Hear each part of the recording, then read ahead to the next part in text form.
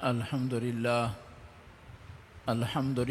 نحمده ونستعينه ونستغفره ونؤمن به ونتوكل عليه ونعوذ بالله من شرور أنفسنا ومن سيئات أعمالنا من يهده الله فلا مضل له ومن يضلله فلا هادي له ونشهد أن لا إله إلا الله وحده لا شريك له ونشهد أن سيدنا ومولانا محمدا عبده ورسوله أما بعد فأعوذ بالله من الشيطان الرجيم بسم الله الرحمن الرحيم إنما يريد الله ليذهب عنكم الرجس أهل البيت ويطهركم تطهيرا وقال النبي صلى الله عليه وسلم خير نسائها مريم بنت عمران وخير نسائها خديجة بنت خويلد أو كما قال صلى الله عليه وسلم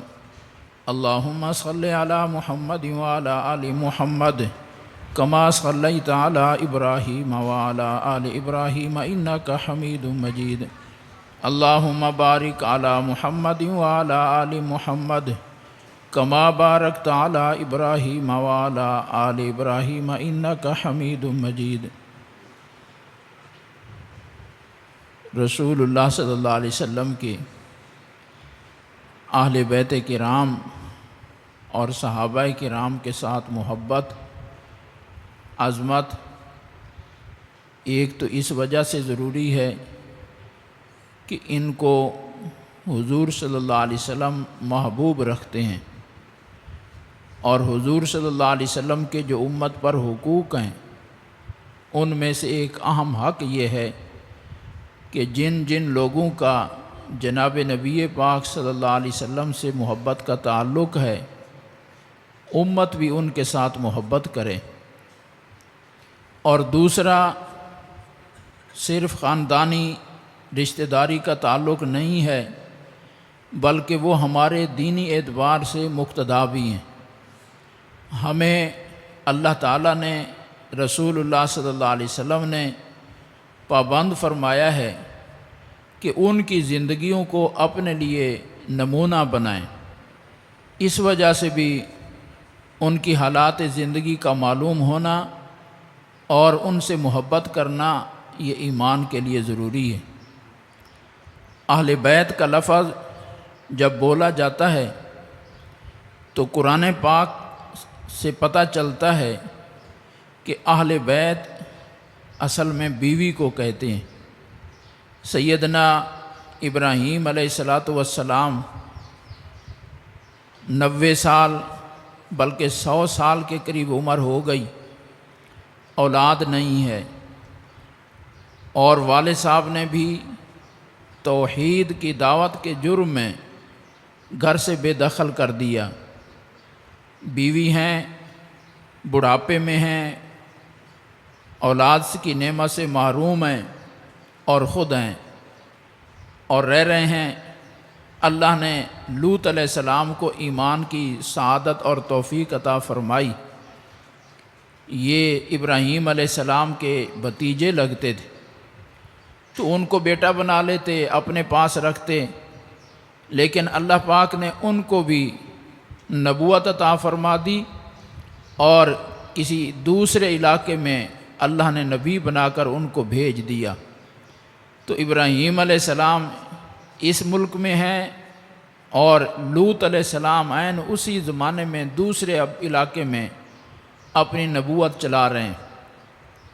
تو ابراہیم علیہ السلام تنہا ہیں، میاں بیوی ہیں، اور معمول یہ تھا کہ مہمان کے بغیر کھانا نہیں کھاتے تھے۔ اللہ کی طرف سے اتفاق کافی دیر ہو گئی کہ مہمان نہیں آ رہا، تو ایک دن مہمان آ گئے، انسانی شکل میں کچھ نوجوان آ گئے۔ تو ابراہیم علیہ السلام گھر میں موجود ہیں، اہلیہ ہیں۔ ابراہیم علیہ السلام نے مہمانوں کو بٹھایا اور ابھی ان سے کوئی کسی قسم کی بات نہیں کی، حال احوال نہیں پوچھا، سیدھا جا کر ان کی مہمانی کا انتظام کیا۔ اور وہ بھی کوئی معمولی نہیں، گھر کے اندر گائے کا بچھڑا موجود تھا، اس بچھڑے کو ذبح کیا اور اس کو بھونا اور بھون کر پیش کر دیا آ کر مہمانوں کو کہ کھاؤ۔ قرآن پاک میں اللہ پاک نے قصہ بیان فرمایا ہے۔ اب وہ تو فرشتے تھے، انسانی شکل میں آئے تھے اور کسی خاص مقصد کے لیے آئے تھے، تو فرشتہ تو کھانے پینے کی حاجت سے پاک ہے، تو اب ان کے ہاتھ اٹھ نہیں رہے کھانے کی طرف۔ ابراہیم علیہ السلام دعوت دے رہے ہیں اور وہ خاموش بیٹھے ہیں، ہاتھ آگے نہیں بڑھ رہا۔ ابراہیم علیہ السلام کو کچھ خوف محسوس ہوا دل میں کہ یہ آخر ہماری مہمانی کیوں نہیں قبول کر رہے، خدا نخواستہ کوئی بری نیت سے نہ آئے ہوئے ہوں۔ فَأَوْجَسَ مِنْهُمْ خِیفَةً، قرآن کہتا ہے ابراہیم علیہ السلام نے دل میں خوف محسوس کیا، اور ظاہر ہے کہ دل میں جب گھبراہٹ آتی ہے تو کچھ نہ کچھ اثرات اس کے چہرے پر بھی ظاہر ہو جاتے ہیں۔ تو جب چہرے پر اثرات ظاہر ہوئے تو انہوں نے اپنا تعارف کروا دیا کہ ہم چونکہ انسان نہیں ہیں، فرشتے ہیں، اس لیے ہم کھانے پینے سے پاک۔ تو آج فرشتے ہمارے گھر میں آ گئے تو کسی بڑے مقصد کے لیے آئے ہوں گے۔ تو فما خطبکم ایھا المرسلون، اب پوچھا ابراہیم علیہ السلام نے کہ تمہارے آنے کا مقصد کیا ہے؟ اب بیوی بھی موجود ہیں اور وہ بھی ضیافت میں مہمان نوازی میں شریک ہیں، اور خود ابراہیم علیہ السلام بھی موجود ہیں۔ گھر میں صرف دو ہی افراد ہیں، میاں بیوی۔ بھتیجا ہے وہ بطور نبوت کے، نبی بننے کے کسی اور علاقے میں موجود ہیں، لوط علیہ السلام۔ بیٹا ابھی اللہ نے دیا کوئی نہیں ہے، تو گھر میں اور مرد کوئی نہیں ہے، بیوی اکیلی موجود ہے۔ تو رسولو، اللہ کے بھیجے ہوئے قاصدو، کیسے آئے ہو؟ کس مقصد کے لیے آئے ہو؟ ابراہیم علیہ السلام نے سوال کیا تو انہوں نے اپنے آنے کا مقصد سنایا کہ اللہ نے ہمیں آج اسپیشل اس لیے بھیجا ہے کہ ہم آپ کو اولاد کی خوشخبری سنانے کے لیے آئیں، کہ اللہ نے فیصلہ فرمایا ہے کہ آپ کو اس بڑھاپے کی حالت میں اللہ نے بیٹا عطا کرنا ہے۔ تو جب یہ بیٹے کی خوشخبری سنی تو حضرت سارہ جو ان کی اہلیہ تھیں بڑے حیران ہو کر پوچھنے لگی، آلد وانا عجوز وہذا بالی شیخا، میرا شوہر بھی بوڑھا، میں بھی بوڑھی، تو اس بڑھاپے میں ہمیں اولاد کیسے ہوگی؟ اس بڑھاپے میں ہمیں اولاد کیسے ہوگی؟ ہم تو اولاد جننے کی عمر سے بہت آگے چلے گئے ہیں، ہماری عمر اب اولاد جننے کی نہیں ہے۔ تو فرشتوں نے جو جواب دیا، اللہ پاک نے اپنے الفاظ میں اس جواب کو قرآن میں نقل فرمایا۔ تو اتعجبین من امر اللہ، فرشتے کہتے ہیں تم تو صبح و شام خلاف عادت کاموں کو، یعنی معجزات کو دیکھ رہی ہو۔ نبی کے گھر میں رہتی ہو اور نبی کا کام معجزے دکھانا ہوتا ہے، اور معجزہ کیا ہوتا ہے؟ ناممکن کو ممکن بنا دیا جاتا ہے، نہ ہونے والا کام نبی کے ہاتھ سے ہو جاتا ہے۔ تو تم اس قسم کے کام تو صبح و شام دیکھ رہی ہو۔ اتعجبین امر اللہ رحمت اللہ وبرکاتہ علیکم اہل البیت، اے اہل بیت، تمہارے اوپر تو اللہ کی بڑی رحمتیں اور برکتیں ہیں۔ آج قرآن نے نقل کیا کہ فرشتوں نے حضرت سارہ کو، جو ابراہیم علیہ السلام کی اہلیہ ہیں، اور ان کے علاوہ گھر میں اور کوئی مرد اور کوئی عورت موجود ہی نہیں ہے، صرف وہ ایک بیوی موجود ہیں، اور وہی فرشتوں سے ہم کلام ہیں، اور فرشتے ان کو کہہ رہے ہیں رحمت اللہ وبرکاتہ علیکم اہل البیت، اے اہل بیت، تمہارے اوپر اللہ کی بڑی رحمتیں اور برکتیں ہیں۔ تو قرآن نے صراحتاً سامنے بٹھا کر بیوی کو اہل بیت فرمایا ہے کہ تم اہل بیت ہو۔ تو اس سے پتہ چلا کہ قرآن پاک سے جب پوچھیں گے کہ اہل بیت کون ہیں، تو قرآن پاک کا جواب یہ ہوگا کہ بیوی اہل بیت۔ تو رسول اللہ صلی اللہ علیہ وسلم نے اس میں اپنی طرف سے مزید اضافہ فرمایا ایک دفعہ سیدنا امام حسن امام حسین رضی اللہ تعالی عنہما اور حضرت بی بی فاطمہ رضی اللہ تعالی عنہما یہ سارے موجود تھے، ان کو اپنی چادر میں چھپایا اور دعا فرمائی، اللہم ہؤلاء اہل بیتی، اے اللہ یہ بھی میرے اہل بیت، یعنی بیویوں کو تو آپ نے قرآن میں اہل بیت فرما دیا ہے، لیکن میں اپنی طرف سے دعا کر رہا ہوں کہ یا اللہ میرے ان بیٹیوں کو اور میرے نواسوں کو بھی میرے اہل بیت میں شمار فرما لے۔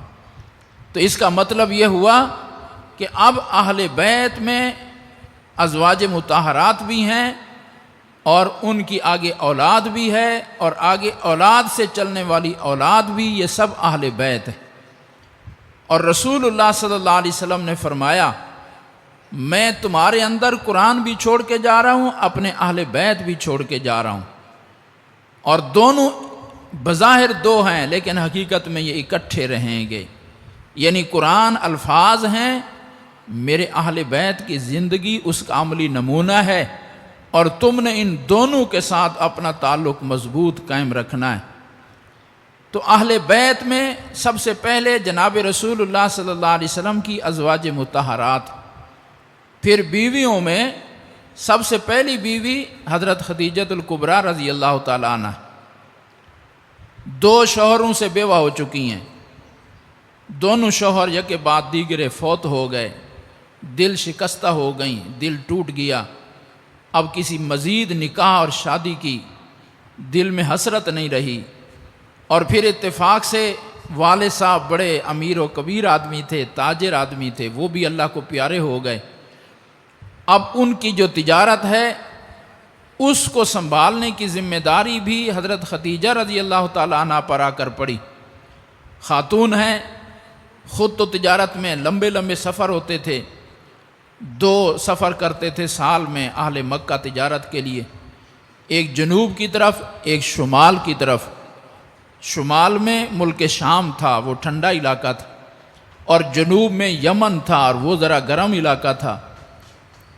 تو سردیوں کے موسم میں یمن کا سفر ہوتا تھا، گرمیوں کے موسم میں ملک شام کا سفر ہوتا تھا، سال میں 2 سفر کرتے تھے اہل مکہ اپنی تجارت کے لیے، اور ان دونوں جگہوں پر منظم حکومتیں تھیں۔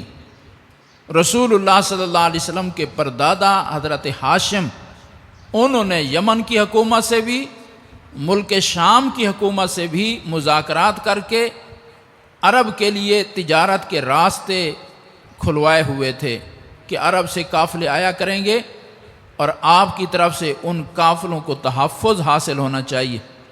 تو یمن کے بادشاہ نے بھی عرب کے تاجروں کو تحفظ فراہم فرمایا ہاشم کی درخواست پر، اور ملک شام کے بادشاہ نے بھی۔ تو حضرت خدیجہ رضی اللہ تعالیٰ عنہ نے ملازم رکھے ہوئے ہیں جو تجارت کے لیے جاتے ہیں، لیکن ان کو تلاش تھی کسی ایسی شخصیت کی جو اس سارے کام کی نگرانی کر سکے اور خوب صادق بھی ہو، امین بھی ہو۔ ادھر سے جناب رسول اللہ صلی اللہ علیہ وسلم کی مکہ میں بطور صادق اور امین کے شہرت تھی، اور رسول اللہ صلی اللہ علیہ وسلم جناب ابو طالب کی تربیت میں ہیں، کفالت میں ہیں، ان کی اپنے عیال اپنے اولاد اتنی ہیں کہ اب ان کا اپنا خرچہ مشکل سے چل رہا تھا، تو ان کی بھی خواہش تھی کہ رسول اللہ صلی اللہ علیہ وسلم کوئی دنیاوی کاروبار فرمائیں تاکہ کچھ آمدنی ہو اور میرے لیے معاشی مسئلہ آسان ہو جائے۔ تو جناب ابو طالب نے بھی رسول اللہ صلی اللہ علیہ وسلم سے درخواست فرمائی کہ آپ کوئی مناسب کام دیکھیں۔ ادھر سے اتفاق سے حضرت خدیجہ رضی اللہ تعالیٰ عنہ کا پیغام آیا کہ مجھے ایک نگران کی ضرورت ہے اپنے کاروبار کے لیے، تو اگر آپ قبول فرما لیں جتنا میں معاوضہ عام لوگوں کو دیتی ہوں آپ کو اس سے دگنا دوں گی۔ تو رسول اللہ صلی اللہ علیہ وسلم نے قبول فرما لیا، اور حضرت خدیجہ رضی اللہ تعالیٰ نے اپنا سارا تجارتی قافلہ رسول اللہ صلی اللہ علیہ وسلم کی نگرانی میں ملک شام کی طرف روانہ فرمایا، اور اپنا ایک غلام جس کا نام میسرہ تھا اس کو صرف حضور صلی اللہ علیہ وسلم کی ذاتی خدمت کے لیے مقرر فرمایا کہ آپ کی ذمے صرف محمد صلی اللہ علیہ وسلم کی ذاتی خدمت ہے، بس یہی آپ کا کام ہوگا کہ ان کو کوئی تکلیف نہ پہنچنے پائے۔ تو میسرہ ہر وقت حضور صلی اللہ علیہ وسلم کی خدمت میں ہے، اور حضور صلی اللہ علیہ وسلم تجارتی قافلہ لے کر گئے تو جو تجارتی نفع ہوا وہ تو ہوا ہی، لیکن اس سفر میں اور عجیب و غریب احوال دیکھنے میں آئے۔ بصرہ ایک شہر ہے ملک شام سے پہلے، وہاں ایک جگہ پڑاؤ ڈالا، قافلہ ٹھہرا ہوا ہے، قریب ایک عبادت خانہ ہے جس میں ایک بزرگ رہتے ہیں، عیسائی مذہب سے ان کا تعلق ہے، آبادی میں نہیں آتے، وہ اپنے اس خیمے میں ہی رہتے ہیں، جھونپڑی میں رہتے ہیں، راہب کہتے تھے ان کو۔ قافلے والوں کو دیکھ کر آج وہ باہر آ گئے، میسرہ سے ملاقات ہوئی، ان سے پوچھتے ہیں کہ یہ شخصیت کون ہے؟ حضور صلی اللہ علیہ وسلم کے بارے میں پوچھ، ان کا نام محمد ہے، عبداللہ کے بیٹے ہیں، ابو طالب کے بھتیجے ہیں، تعارف کروایا۔ تو وہ راہب کہنے لگا آپ نے دیکھا جب اس کے اوپر تھوڑا سا بھی دھوپ پڑتی ہے فوراً بادل آ کر سایہ کر دیتے ہیں، اس لیے آپ جس شخصیت کو ادھر لے کے جا رہے ہیں تجارت کے لیے یہ عام شخصیت نہیں ہے، یہ اس امت کے نبی ہے۔ یہ اس راہب نے نکل کر بشارت سنائی میسرہ کو۔ پھر حضور صلی اللہ علیہ وسلم ملک شام تشریف لے گئے، تجارت فرما رہے ہیں، ایک دکاندار کے ساتھ معاملات ہو رہے ہیں، وہ دکاندار بھی تھا، عیسائی مذہب کا عالم بھی تھا۔ جناب رسول اللہ صلی اللہ علیہ وسلم سے جب آمنا سامنا ہوا، گفتگو ہوئی، تو اس کو علامات دیکھ کر یقین ہونے لگ گیا کہ یہ ہستی وہ ہیں جو اس امت کے آخری پیغمبر بننے والے ہیں۔ اس نے امتحان لینے کے لیے بطور امتحان کے ایک بات کہی، جیسے خرید و فروخت میں ریٹ پر بحث ہو رہی ہوتی ہے، بحث ہو رہی تھی، تو وہ بحث کے دوران حضور صلی اللہ علیہ وسلم سے کہتا ہے کہ آپ جو کچھ فرما رہے ہیں سچ فرما رہے ہیں؟ جی بالکل سچ کہہ رہا ہوں۔ تو آپ اس بات پر لات اور عزیٰ کی قسم کھا سکتے ہیں کہ مجھے لات اور عزیٰ کی قسم ہے کہ میں سچ کہہ رہا ہوں؟ یہ امتحان لینا چاہتا تھا کہ اگر غیر نبی ہوگا تو غیر اللہ کی قسم اٹھا لے گا، اللہ کا نبی ہے تو کبھی غیر اللہ کی قسم نہیں اٹھا سکتا۔ یہ بطور امتحان کے اس نے کہا کہ آپ لات اور عزیٰ کی قسم اٹھا سکتے ہیں؟ تو رسول اللہ صلی اللہ علیہ وسلم نے جواب میں ارشاد فرمایا میں نے آج تک کبھی لات اور عزیٰ کی قسم نہیں اٹھی، میں غیر اللہ کی قسم نہیں اٹھا سکتا۔ وہ سمجھ گیا کہ میں صحیح نتیجے پر پہنچا ہوں اور یہ ہستی وہی ہیں جو اس امت کے آخری نبی۔ اس نے بھی میسرہ کو علیحدہ کر کے کہا کہ آپ جس ہستی کے ساتھ ہیں یہ عام شخصیت نہیں ہے، یہ اس امت کے آخری نبی بننے والے۔ عجیب و غریب احوال دیکھ رہا ہے خود میسرہ بھی۔ واپس جب آئے قافلہ لے کر رسول اللہ صلی اللہ علیہ وسلم، اتفاق کی بات کہ حضرت خدیجہ رضی اللہ تعالیٰ عنہ کہیں اوپر چھت پر بیٹھی دیکھ رہی تھیں، دوپہر کا وقت ہے، قافلہ مکے میں داخل ہو رہا ہے اور بادلی نے رسول اللہ صلی اللہ علیہ وسلم کے سر مبارک پر سایہ کیا ہوا ہے۔ یہ منظر حضرت خدیجہ نے بھی خود اپنی آنکھوں سے دیکھا۔ پھر جب حضرت میسرہ سے حالات سنے تو ان کو بھی یقین ہو گیا کہ یہ معمولی شخصیت نہیں۔ 2-2.5 ماہ کے بعد حضرت خدیجہ رضی اللہ تعالیٰ عنہ نے رسول اللہ صلی اللہ علیہ وسلم کو پیغام بھجوایا کہ اگر آپ منظور فرما لیں تو میں آپ سے نکاح کرنا چاہتی۔ حضور صلی اللہ علیہ وسلم نے اپنے چچاؤں کے مشورے کے بعد قبول فرما لیا، نکاح ہو گیا۔ رسول اللہ صلی اللہ علیہ وسلم کی عمر 25 سال ہے جب نکاح ہو رہا ہے۔ اما خدیجۃ الکبریٰ رضی اللہ تعالیٰ عنہ کی عمر اس وقت 40 سال ہے، 15 سال حضور صلی اللہ علیہ وسلم سے عمر میں بڑی ہیں۔ نکاح ہو گیا اور حضور صلی اللہ علیہ وسلم کی ساری اولاد سوائے ایک صاحبزادے کے حضرت خدیجہ رضی اللہ تعالیٰ عنہا سے ہوئی۔ 4 صاحبزادیاں اور 2 بیٹے اللہ نے حضور صلی اللہ علیہ وسلم کو عطا فرمائے، حضرت اماں خدیجۃ الکبریٰ رضی اللہ تعالیٰ عنہا سے۔ اور پھر حضور صلی اللہ علیہ وسلم کی اپنی عمر جب 40 سال کو پہنچتی ہے، یعنی آج سے شادی سے 15 سال کے بعد، تو اللہ نے نبوت عطا فرمائی۔ اور نبوت عطا فرمانے کا پہلا مرحلہ یوں پیش آیا کہ غار حرا میں تشریف فرما ہیں، تنہا ہیں، اور جبرائیل علیہ السلام حاضر ہو گئے پہلی وحی لے کر ریشم کا ٹکڑا ہے اور اس کے اوپر کچھ لکھی ہوئی تحریر ہے۔ حضور صلی اللہ علیہ وسلم کے سامنے پیش کی اور فرمایا اقرا، اس کو پڑھیے۔ جواب میں فرمایا میں تو پڑھا لکھا آدمی نہیں ہوں، اس لیے میں تو نہیں پڑھ سکتا۔ اس فرشتے نے زور سے جپھا ڈالا اور دبایا، اور خوب زور سے دبایا، چھوڑ دیا اور پھر فرمایا اقرا، پڑھیے۔ میں پڑھا ہوا نہیں ہوں۔ پھر دبایا، پھر چھوڑ دیا اور پھر وہی مطالبہ کہ اس کو پڑھیے۔ رسول اللہ صلی اللہ علیہ وسلم نے پھر وہی جواب دیا کہ میں پڑھا ہوا نہیں ہوں۔ 3 دفعہ جب ایسا کیا، اب کوئی ہوگی اس میں اللہ کی حکمت اور کوئی ہوں گے اس میں کوئی مقاصد کہ کیا منتقل کیا گیا رسول اللہ صلی اللہ علیہ وسلم کے سینہ عطر میں اس 3 دفعہ دبانے سے؟ وہ لینے والا جانتا ہے یا دینے والا جانتا ہے۔ تو 3 دفعہ کے بعد پھر 5 آیات جبرائیل علیہ السلام نے پڑھی، اقرا بسم ربک الذی خلق خلق الانسان من علق۔ یہ 5 آیات پڑھ کر چلے گئے۔ رسول اللہ صلی اللہ علیہ وسلم پر پہلی وحی ہے اور ثقل ہے، اس کا بوجھ ہے، جس میں عطر سے پسینہ چھوٹ رہا ہے۔ گھر تشریف لائے اور فرمایا مجھے بستر دے دو، چادر دے دو، سردی لگ رہی ہے۔ سو گئے۔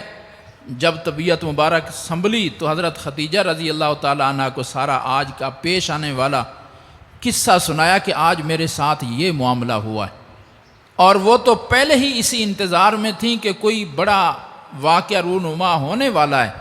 سمجھ گئیں کہ اللہ نے وہ مرحلہ آج دکھا دیا جس کی مجھے انتظار تھی کہ اللہ نے آج نبوت عطا فرما دی۔ تو بڑے مضبوط الفاظ میں تسلی دی حضور صلی اللہ علیہ وسلم کو۔ حالانکہ حضور صلی اللہ علیہ وسلم کو یقین ہو گیا تھا کہ جو اللہ نے دیا ہے وہی ہے، نبی کو ضرورت نہیں ہوتی یقین کی۔ علماء فرماتے ہیں حکمت یہ تھی کہ حضور صلی اللہ علیہ وسلم چاہتے یہ تھے کہ میری نبوت کا اعلان میری زبان سے بجائے پہلے دوسروں کی زبان سے جاری ہو، کہ جو کچھ اللہ نے آپ کو دے دیا ہے وہ نبوت ہے۔ تو حضرت خدیجہ رضی اللہ تعالیٰ عنہ عرض کرنے لگیں کلا واللہ لا یخزیک اللہ ابدا، اللہ کی مدد ہمیشہ آپ کے ساتھ رہے گی، اللہ کبھی آپ کو بے یار و مددگار نہیں چھوڑے گا۔ آپ کے اخلاق بہت اونچے ہیں۔ انک لتصل الرحمہ، آپ صلہ رحمی کرتے ہیں، وتحمل الکلہ، بوجھ اٹھاتے ہیں لوگوں کے، وتعین علی نوائب الحق، مظلوموں کی، بے یار و مددگار لوگوں کی، بے بس لوگوں کی مدد کرتے ہیں۔ ایسے آدمی کے ہمیشہ اللہ کی مدد ساتھ ہوا کرتی۔ تو حضرت خدیجہ رضی اللہ تعالیٰ عنہ سب سے پہلے ایمان لانے والی رسول اللہ صلی اللہ علیہ وسلم کی نبوت پر، اور حضور صلی اللہ علیہ وسلم کی نبوت کے بعد جب آزمائش والی زندگی شروع ہوتی ہے تو اماں خدیجہ اتنی مالدار، مکے کی معروف تاجرہ، اور کتنے ملازم تجارت میں رکھے ہوئے، لیکن وہ سب کا سب مال جناب رسول اللہ صلی اللہ علیہ وسلم پر اور دین پر لٹا دیا ہے۔ اور پھر وہ دن بھی دیکھنے میں ملے کہ جب نبوت کے 7ویں سال قریش کے خلاف بیکاٹ ہو گیا اور شیب ابی طالب میں رسول اللہ صلی اللہ علیہ وسلم کو آپ کے خاندان سمیت محصور کر دیا گیا۔ 3 سال کی یہ جیل کاٹی ہے رسول اللہ صلی اللہ علیہ وسلم۔ جیل میں قیدی کو وقت پر 2 وقت کھانا تو مل جاتا ہے، اور یہ ایسی جیل ہے جہاں کھانا پہنچانا بھی جرم ہے، کھانا بھی نہیں دیا جا رہا، کبھی پتے کھائے جا رہے ہیں، کبھی خشک ہڈی مل جائے تو اس کو چوسا جا رہا ہے، خشک ٹکڑا مل جائے کہیں چمڑے کا اس کو رگڑ کر ستو بنا کر اس سے گزارا کیا جا رہا ہے۔ یہ مکے کی امیر ترین خاتون بھی اس فاقہ کشی میں رسول اللہ صلی اللہ علیہ وسلم کے ساتھ زندگی گزار رہی۔ 3 سال تک حضرت اماں خدیجۃ الکبریٰ رضی اللہ تعالی عنہا نے بھی یہ بھوک اور پیاس کے مراحل بڑے استقامت اور صبر کے ساتھ برداشت کیے ہیں۔ اس سے اندازہ لگائیں ایک غریب آدمی کے لیے غربت کی زندگی گزارنا آسان ہوتی ہے، لیکن اتنی مالداری کے بعد اس مجاہدے پر آنا بڑا کمال ہے، جو اماں خدیجہ رضی اللہ تعالی عنہا نے اس کا نمونہ پیش فرمایا۔ پھر اللہ نے اس کے مطابق ان کو کمالات اور مراتب بھی عطا فرمائے۔ رسول اللہ صلی اللہ علیہ وسلم ایک دن تشریف فرما ہیں اور جبرائیل علیہ السلام حاضر ہو گئے۔ یا رسول اللہ، آج اللہ کا ایک خاص پیغام لے کر حاضر ہوا ہوں۔ کیا ہے؟ ابھی چند لمحوں کے بعد آپ کی خدمت میں آپ کی اہلیہ حضرت خدیجہ پہنچنے والی ہیں، روٹی سالن لے کر آپ کی خدمت میں آ رہی ہیں، کھانا لے کر آپ کے لیے آ رہی ہیں، اور رب تعالیٰ نے مجھے حکم دیا ہے کہ خدیجہ سے پہلے تم پہنچ جاؤ اور رسول اللہ صلی اللہ علیہ وسلم کو اللہ پاک کا یہ پیغام پہنچاؤ کہ جب خدیجہ تمہارے پاس پہنچے تو اللہ فرما رہے ہیں کہ خدیجہ کو میرا سلام کہہ دو۔ رب تعالیٰ کا سلام اماں خدیجہ رضی اللہ تعالیٰ عنہ کے نام پہنچایا جبرائیل علیہ السلام نے، اور پھر جبرائیل علیہ السلام عرض کرنے لگے، یا رسول اللہ، یہ تو حق تعالیٰ کا پیغام تھا، میری طرف سے بھی اماں خدیجہ رضی اللہ تعالیٰ عنہ کو سلام عرض کر دو۔ اور ساتھ اللہ پاک کا ایک پیغام بھی ہے کہ اللہ پاک فرما رہے ہیں کہ خدیجہ، میں نے جنت میں جہاں اور نعمتیں تیرے لیے تیار کی ہیں، وہاں جنت میں میں نے تیرے لیے ایک موتی کا شاندار ایک محل تیار کیا ہے، جو انتہائی پرسکون محل ہوگا۔ اس کی خوشخبری بھی دے دو خدیجہ کو، اور رب تعالیٰ کا سلام بھی دے دو خدیجہ کو۔ یہ مقام اللہ نے عطا فرمایا اماں خدیجۃ الکبریٰ رضی اللہ تعالیٰ عنہ کو، جو قدم قدم پر حضور صلی اللہ علیہ وسلم پر اپنا سب کچھ قربان کرنے والی خاتون۔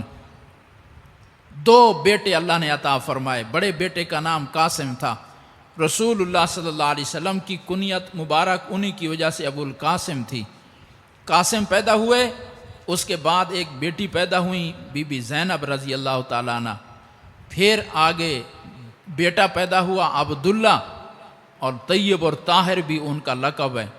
یہ دونوں بیٹے قاسم بھی عبداللہ بھی 16 17 18 ماہ کے ہوئے، اور دونوں اللہ کو پیارے ہو گئے۔ 2 سال کی عمر بھی کسی نے پوری نہیں کی۔ اللہ کی اس میں حکمتیں تھیں کہ صاحبزادے عطا بھی فرمائے اور 16 17 ماہ کی عمر میں واپس بھی لے لیے۔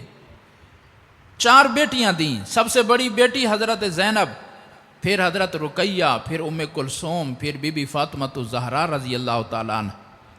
حضرت زینب یہ بڑی بڑی بیٹی ہیں قاسم کے بعد رضی اللہ تعالیٰ عنہ، اور حضرت خدیجۃ الکبریٰ رضی اللہ تعالیٰ عنہ نے اپنی اس بڑی بیٹی کا رشتہ اپنی بہن کے بیٹے ابو العاص بن ربیع سے کر دیا، اور حضور صلی اللہ علیہ وسلم کے یہ داماد بن گئے۔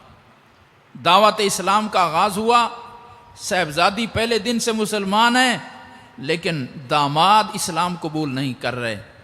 مکہ میں 13 سال یوں گزر گئے کہ داماد ابھی اسلام کی طرف نہیں آ رہے، لیکن اس سے اگلی 2 صاحبزادیاں رقیہ اور ام کلثوم، ان کے رشتے طے ہو چکے تھے ابو لہب کے بیٹے عتبہ اور عتیبہ سے۔ جب سورہ تبت یدا ابی لہب اتری، ابو لہب کو غصہ آیا اور اس نے اپنے بیٹوں کو مجبور کیا کہ تم محمد صلی اللہ علیہ وسلم کی بیٹیوں کو طلاقیں دے دو، تو ان نے طلاقیں دے دی۔ پھر لوگ آئے ابو العاص کے پاس کہ تم بھی محمد صلی اللہ علیہ وسلم کی بیٹی کو طلاق دے دو، مکے کی جس لڑکی پر ہاتھ رکھو گے ہم تمہارا اسے نکاح کر دیں گے۔